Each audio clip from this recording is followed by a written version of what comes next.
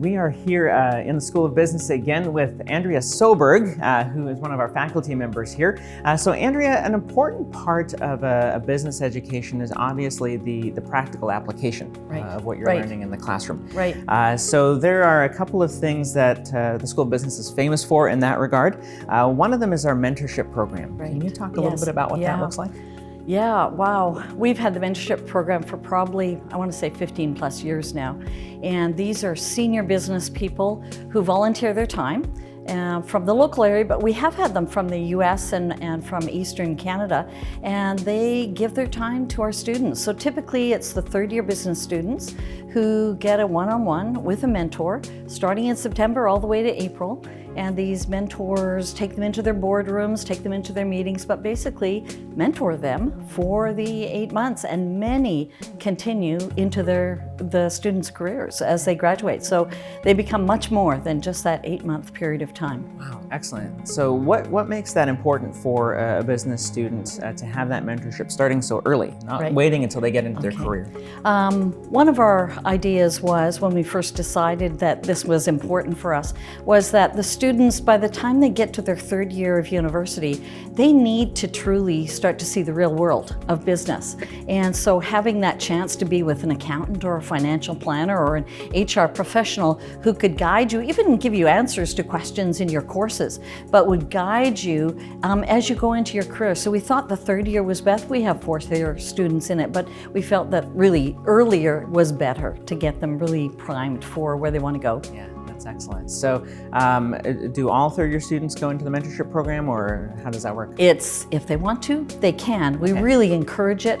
Our mentorship program has grown significantly. I think this year we hit over 100 mentors, 100 students. But you know, some students still don't know the value of it and still don't know about it, and so we're still trying to get the word out. But the majority of them are very much involved with the mentor program. Okay, excellent. So another way that business students practically apply what they're learning in the classroom is in the context of real-life projects. Correct.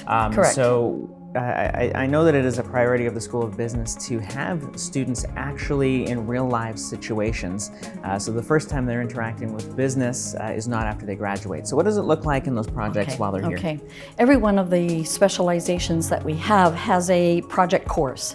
And the intent is that the student, with a faculty member, so usually a student would come to a faculty member and say, I really want to do a project, what might it be?